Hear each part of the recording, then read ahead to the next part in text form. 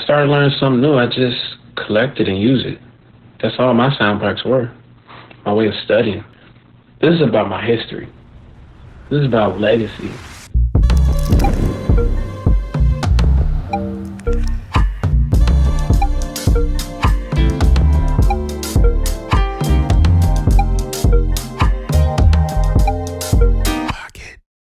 If you have not joined the Makers Club, let me tell you what the Makers Club is. 3,000 creatives that are a part of not just the Patreon, but also the Discord. We have tons of crazy talented people who constantly drop insane fire. And if you want to be able to cook up, create, make stuff, highly suggest you to cop a sample pack or cop something from my store, whether it be merch, whether it be clothes, whether it be music, whatever. Like, cop something. You will receive an email to your email of like the dopest community of creating and cooking up. Like, I guarantee you're gonna walk away with like some form of inspiration. So I just wanted to say that, and let's get back to it.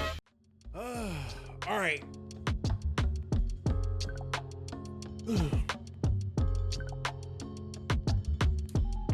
Zara says, I know you mentioned sending things to friends for a second ear. I'm curious your thought process when you feel strongly about something that isn't necessarily felt as strongly by your peers. At what point do you bypass outside opinions for your own? At what point do you bypass outside opinions for your own? Okay, I'll tell you this. I remember realizing in music, there's always a section of people that will understand, and there's a section of people that won't understand. And ultimately, you have to think about what you're doing it for. So I remember when I first started making music, I remember when I was creating from the perspective of like, genuinely, I wanted to make a hit. I really wanted to make hit records and not just like go and sit in the room and hit a couple pads and be done with it. But like, I wanted to understand the process of how people make great art. Like, how did people do it? And so I went through the rigmarole of understanding that every single great record had a great, personal challenge that people faced.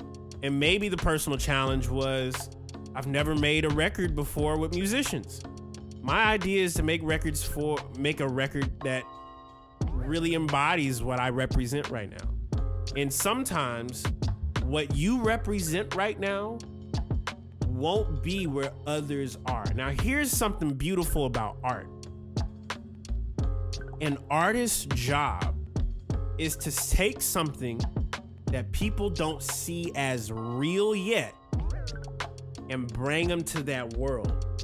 Now, it's funny you just mentioned at what point do you bypass outside opinions for your own. At some point, someone had to look at Kanye. Someone looked at Kanye and was like, yo, Yeezus is ridiculous. I don't think it's gonna do very well right now. Kanye was like, I don't care if it does right now. Does good right now. He knew 10 plus years ago, that people are gonna start making music like Yeezus in the year 2023, 2024, 2025. He was thinking outside of the box.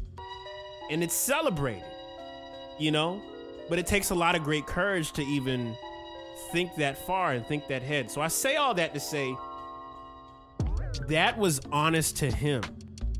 That was honest, real, and true to him. He, in his heart of hearts, really, really felt every single thing he made, especially in that intro where he did the Daft Punk synth joint, 808 and Heartbreaks. He really meant everything he said. Everything Kanye does, the one thing you will definitely say about Kanye, I don't know him personally, but the way he portrays himself is he's very honest. Even if it's not what you want to hear, even if it's not something you agree with, he will make something like Yeezus. If someone says it's trash, he's like, you're trash. You know what I'm saying? He's always been in touch with that honest space. And if you're honest with how you feel, if you don't feel any weakness in that, that's when you know And this is why I brought up, when people lie, they get weaker. But if you tell yourself, like, ask yourself, like, is this dope? And you feel powerful about it, you feel like you done struck a chord with yourself, stand on it. Because there is somebody probably waiting to hear on what other people bypassed on. I remember having the thought process of, what was it? I remember having the thought process of going through It All Ends. Nobody knows about that album, by the way, unless y'all were around in like 2018 listening to my music. But I went through the rigmarole of working on an album for 6 years, and it ended up resulting in It All Ends. It was the first time that I ever worked on a live band record where I started playing the keys. But here's the thing, I wasn't playing the keys like on piano. I was drawing in those notes. And nothing was more terrifying than making music or songs about eschatology, it all ends, death, the death of things, everything coming to an end. You don't ever hear people talk about that idea. And so the craziest part was, I remember putting together the whole thing. I did so much growth working on it. And I felt I was 10 toes deep in it. You couldn't tell me I wasn't doing It All Ends. Like, I was making a jazz prog rock record with the weirdest musicianship. And maybe at the time that was just something that like was a giant pivotal moment for me, because I realized what I had in my heart was that I felt like it all ends. Now looking at it 10 years later, You Are Here Start, it makes sense. It just makes sense. You have to bypass other people's opinions.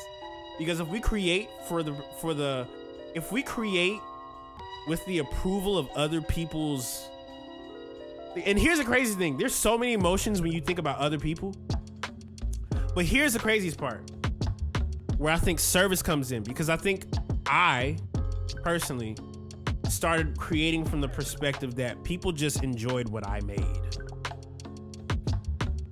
And when I realized people enjoyed what I make, whether it's their favorite or not, I'm standing 10 toes deep on that decision. I'm probably gonna take some input to make what I have as an idea as best as it could be, but I'm gonna stand 10 toes on it.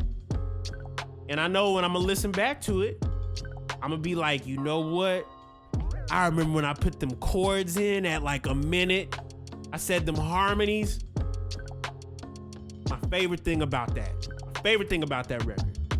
And the other ones would be like, maybe this wasn't my favorite, but what might be your favorite what might not be your favorite might be other people's favorite. So it's just a matter of what you stand 10 toes on. I hope that makes sense.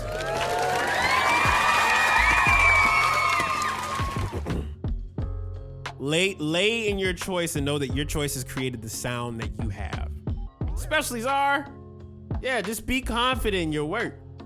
Be confident, because that came from you. It didn't come from nobody else.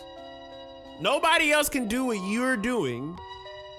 So if nobody else can do what you're doing, it is literally a thought process of like, man, no one's doing what I'm doing right now. Maybe I might have some people I haven't met them yet. When I meet them, I'll shake their hands and be like, yeah, your vision is a one of one. Nobody else has access to it. Nobody.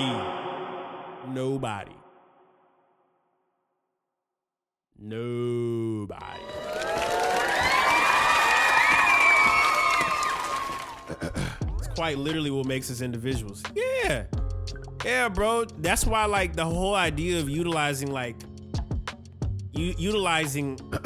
audio in my music process, like, I realized, and this is actually something I recognize, authenticity and intention is beautiful, because I'm aware that you can utilize anything to speak through what you want to say. Like anything.